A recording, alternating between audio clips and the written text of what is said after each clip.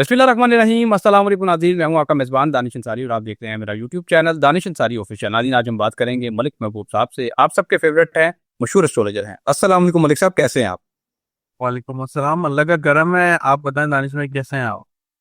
अल्हम्दुलिल्लाह मलिक साहब, मैं भी ठीक हूँ। मलिक साहब, हुकूमत की तरफ से एक बाकायदा न्यूज़ रिपोर्ट सामने आई।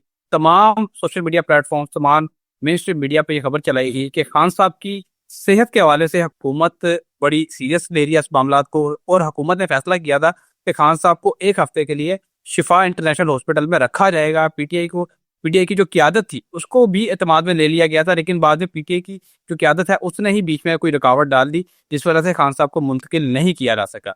सर, मेरा जो उसमें क्वेश्चन है वो ये है, क्या वाकई ही पीटीआई की क्यादत ही रुकावट है जो हुकूमत बता रही है, वो क्या वो सच है या फिर हुकूमत रुकावट है? सच्चा क्या बताता है? ये बीच में जो मीर जाफर है, ये कौन है?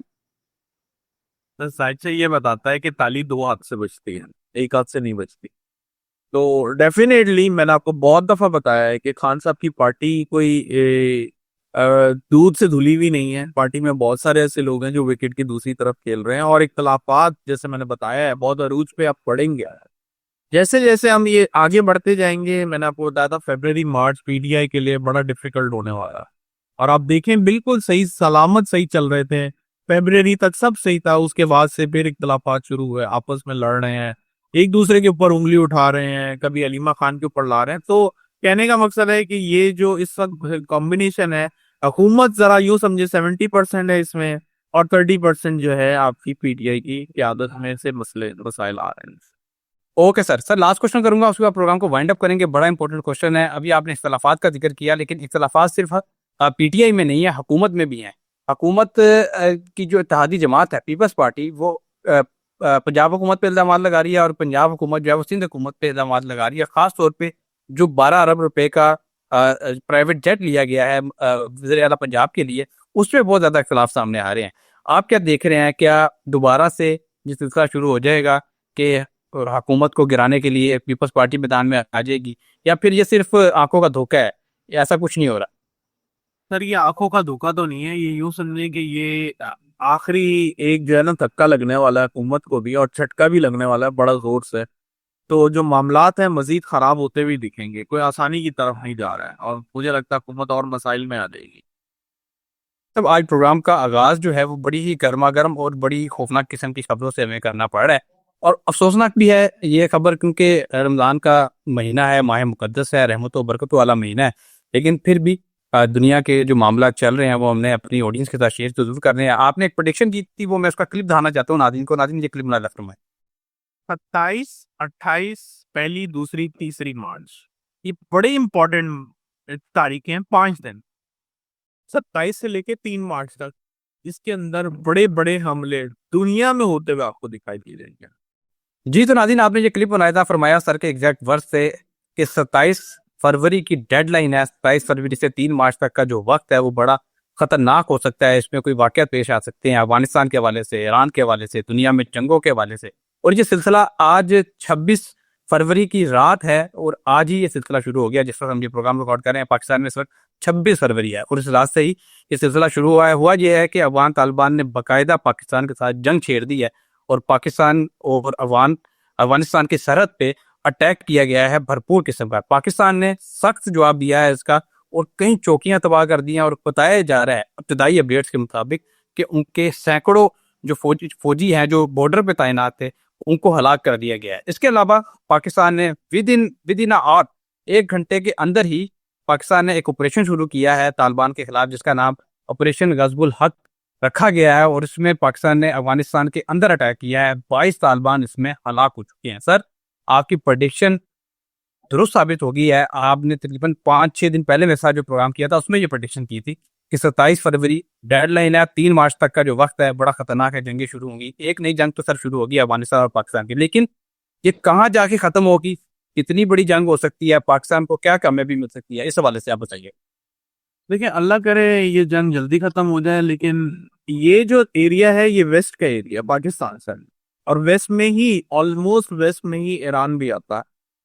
आई एम एक्सपेक्टिंग, खुदा न खास्ता आपको एक आधे दिन के अंदर ईरान से भी न्यूज आने वाली है, और ये बहुत हीटेड अप टाइम होगा यहाँ से लेके 3 मार्च तक का।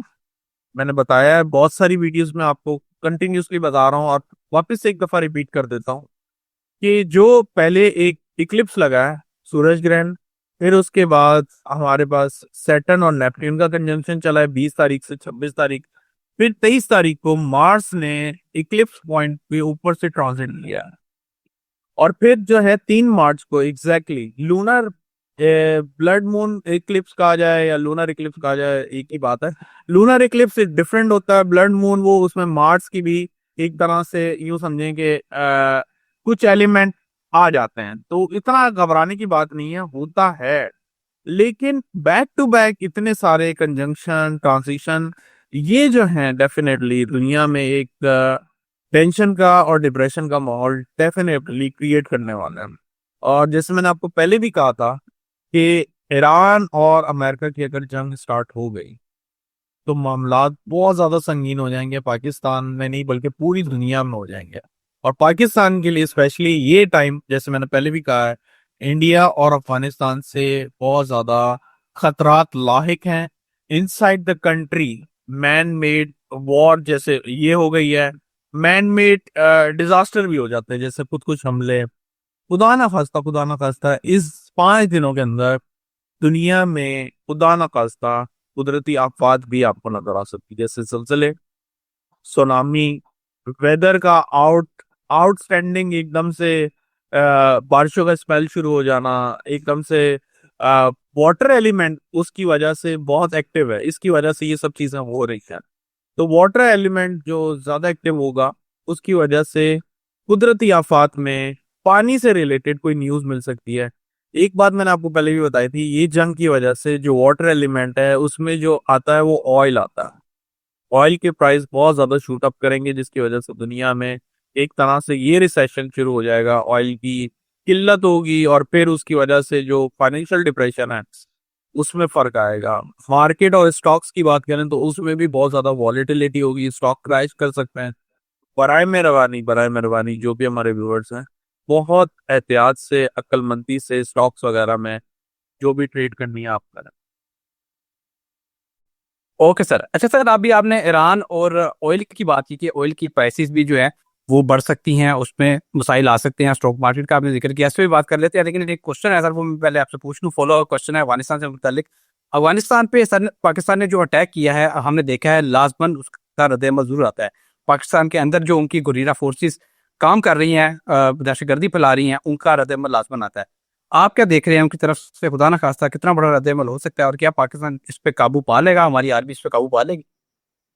ये काबू तो पालेगी, लेकिन जो टाइम चल रहा है वो बहुत सेंसिटिव है, और इस टाइम पे स्पेशली मैं ऐसी न्यूज नहीं फैलाना चाहता हूँ कि खुदा ना खास्ता बहुत कुछ होगा।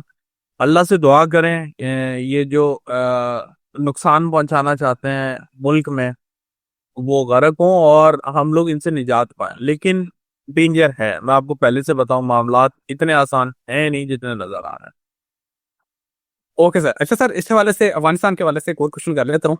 सर, अफगानिस्तान की सिचुएशन इस हद तक खराब हो गई है, वहाँ के जो लोग तालिबान जो हैं, जो भी हुकूमत को चला रहे हैं, वो पाकिस्तान में इस कदर दहशतगर्दी फैला रहे हैं और हालात को खराब कर रहे हैं कि अब वहाँ पे हुकूमत का तख्ता पलटना भी हमारा मकसद हो सकता है, हमारी हुकूमत का। क्या आपको अफगानिस्तान में हुकूमत का कोई तख्ता पलटता आइंदा दिनों में, ऐसी कोई चीज रजीम चेंज जिसे कह सकते हैं, वो दिखाई देती है? अभी थोड़ा टाइम लगेगा, लेकिन वहां पे चांसेस हैं, डेफिनेटली हैं, बहुत ज्यादा चांसेस हैं। ओके। अच्छा सर, अभी आपने ईरान का भी जिक्र किया और ऑयल प्राइसेस का भी जिक्र किया, तो मैं एक खबर है आपको साथ शेयर कर देता हूँ। ईरान में जो पाबंदियां लगी हैं, अमेरिका ने नई पाबंदियां कर लगाई हैं ईरान के ऑयल पे, उसके बाद सऊदी अरब ने मार्केट में कदम रखा है और अपनी जो सप्लाई है ऑयल की उसको बढ़ा दिया है। क्या सऊदी अरब के इस इकदाम से जो ऑयल मार्केट है वो स्टेबल रहेगी या कोलैप्स कर जाएगी, क्या देख रहे हैं आप? सर वो स्टेबल तब रहे ना कि जंग 2-4 दिन की। मैं आपको बार बार जो इशारे दे रहा हूँ ये मैं लॉन्ग टर्म के दे रहा हूँ, ये कोई जल्दी आसानी से सॉल्व होने वाला मसला नहीं ओपन होगा।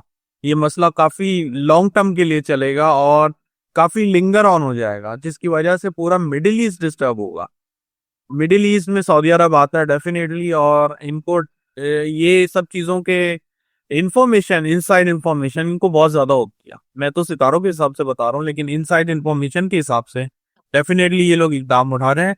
बट आने वाला टाइम, मैं बार बार कह रहा हूँ, ये 5 दिन बहुत ज्यादा इस साल के डिसाइसिव होने वाले हैं।